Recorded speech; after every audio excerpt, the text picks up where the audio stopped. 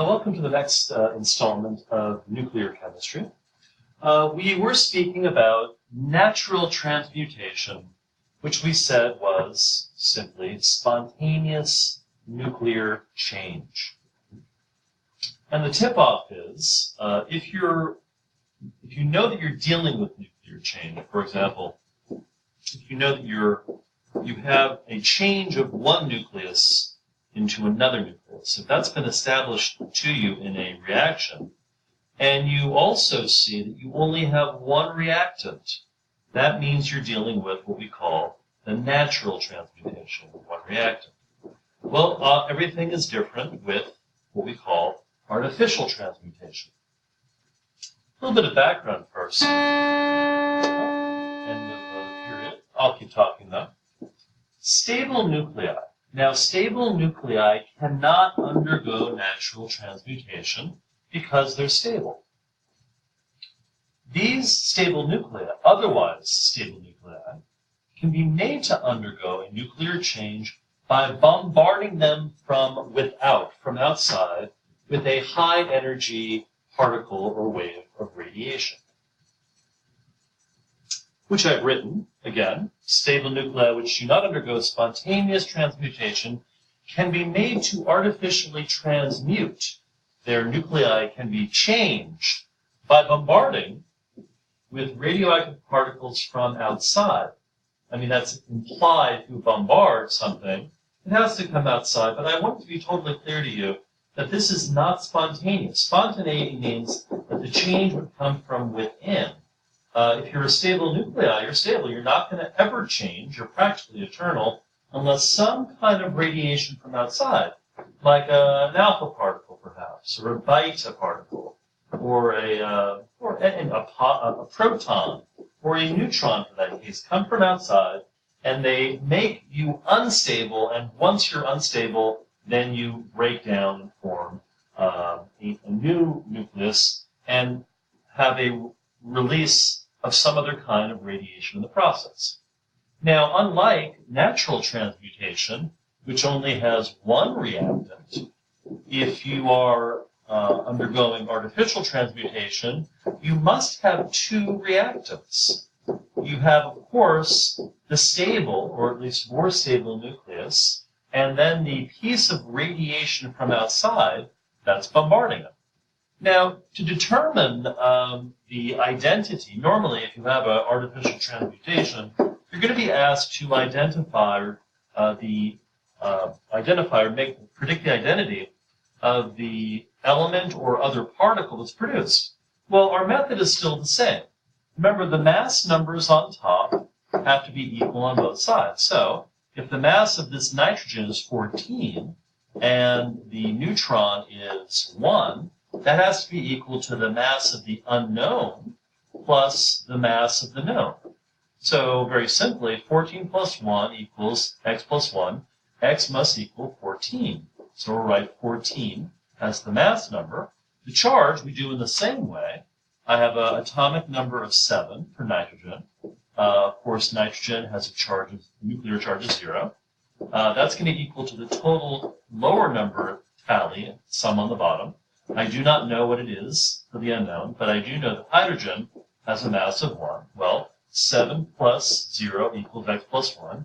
X must equal 6. So that means it's 14 over 6, and I look it up on my reference table and I see that that is the carbon atom. By the way, this is how carbon-14 is produced in the first place in the upper atmosphere of our planet. These nitrogens are floating around in one form. They are bombarded by cosmic radiation, and they are artificially transmute and become carbon-14, which is in the form of CO2, which is then absorbed or taken up in photosynthesis by green plants on the surface. Now, we also can apply the definition artificial transmutation to two processes that, are famous in their own right and also became famous, or should I say infamous, in post-World War II history. One is called fission.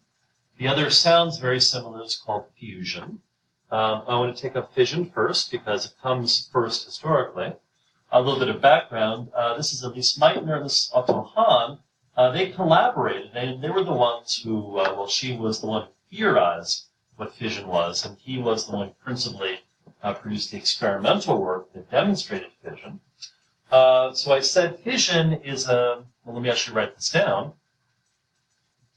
Fission is an artificial transmutation in which a large nucleus is split into two or more smaller nuclei with a large release of energy. Now, that large nucleus in our little world of Regents chemistry is always going to be uranium-235.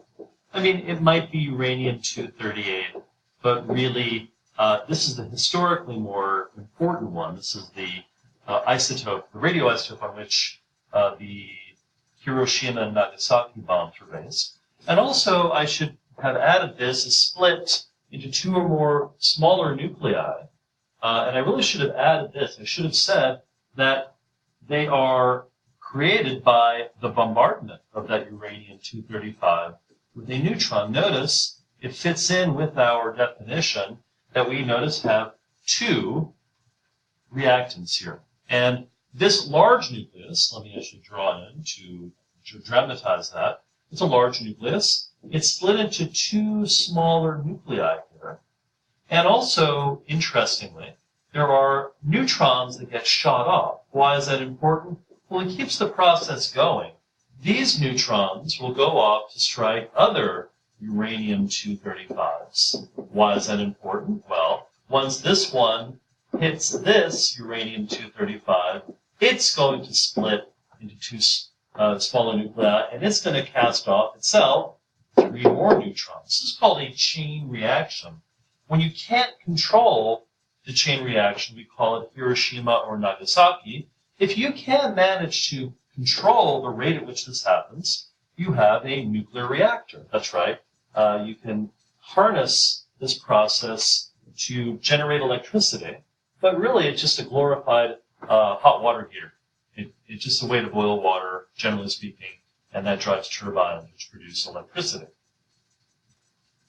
So again, it boils down to a large nucleus, in our world, uranium-235, being split into two smaller nuclei with a tremendous release of energy. Now the question is, where does all of that energy come from? What was it about this reaction that made the Hiroshima and Nagasaki bombs so destructive?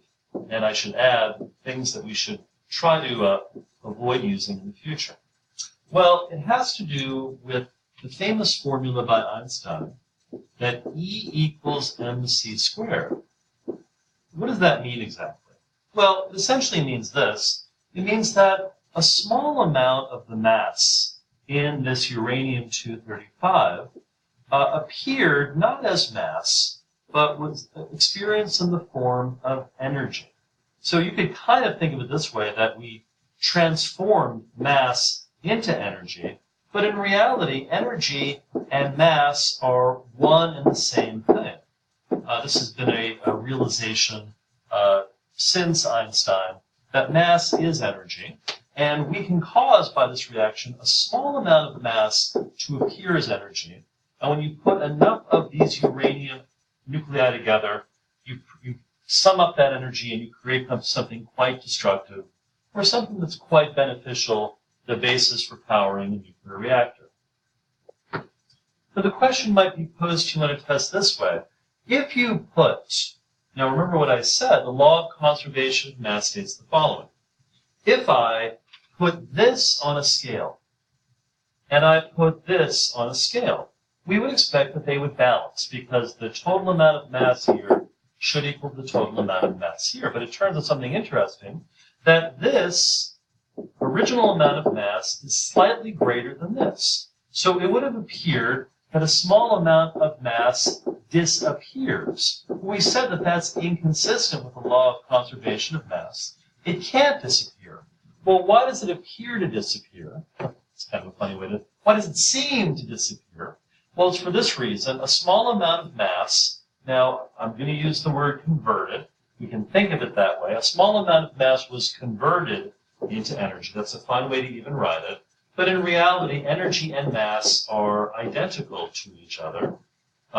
Merely that under these conditions, some of that mass appears or is experienced in the form of energy. Now, how does this relate to the other kind of high energy artificial transmutation? Well, let's jump down to fusion. Let me just state it. It's kind of in the name. Fusion is, in a sense, the opposite of fission, whereas fission was, we kind of say it this way, fission, division. It's kind of a rhyme. And it works pretty well. Fission equals division. You are dividing the original nucleus. That's what we call splitting the atom. When we split the atom divides into two smaller nuclei. But fusion is the reverse of the process. Fusion is the combining of two or more nuclei. And I'll emphasize combining two or more smaller nuclei. Notice I'm writing here. I usually don't do it this way, smaller nuclei, so as to avoid wasting time. We have enough time here. Into one larger nucleus. And we find that when we do this, there's also a tremendous release of energy, again, with enormous energy released. In fact, when we compare the amount of energy released by fusion and fission, fusion is generally found to be 100 times more energetic. And I'll say more about that in a moment. Now, fusion has to occur at extremely high temperature and very high pressure. Why? Well, I have a little drawing down below, but I'll just tell you right now, in order to fuse two nuclei, you're going to bring two nuclei close together so that they become one nucleus. But in order to do that, you're going to bring positively charged nuclei into close contact. They do not want to be near each other. They push back, requiring you to use tremendous amounts of heat and pressure to force them together, to force these two smaller nuclei into one larger nucleus. Now, when I do that, it's the same as before. It's 2 plus 2 equals 4, and 1 plus 1 equals 2. That's the helium nucleus being produced right there. And also, I want you to be clear that energy is this product here. Again, it's a tremendous amount of energy. Now, I wanted to tell you historically this is significant because the bombs that we have today are fusion bombs. This is also called the H-bomb or the hydrogen bomb, which is, about 100 times more powerful than those fission bombs. They're highly destructive. Now, let me show you in the form of a cartoon what I was saying about the need of high temperature and pressure. The pressure brothers attempt to overcome repulsion between nuclei. It takes so much energy to force these two nuclei together. Can anything involve more energy than this? Now, what I did here is we're pushing together a proton with a neutron. So this is one of our hydrogen nuclei, mass of 2, and the other one is this. If you notice, this is not happening spontaneously. It takes outside forces to force them together. Now, once you get them close enough together, they achieve a stability and release energy in the process of becoming more stable, leading the two pressure brothers to say, oh my God, when they actually fuse, enormous energy is released. I think I just got nuked. I'm actually making light of something. It's actually a very serious matter. These bombs are city destroyers. They're on the neighborhood of 1 megaton. 1 megaton meaning the equivalent of this one bomb, this hydrogen bomb, is 1 million tons of conventional TNT, high explosive. But remember, this is chemical explosive, and chemical explosive has nothing on nuclear explosions due to the amount of energy that's released, in this case, when two nuclei fuse. Well, my friends, we've come to the end of our time. We have 20 seconds left. This is the end of the artificial transmutation. We'll end off with talking about practical uses of radioisotopes.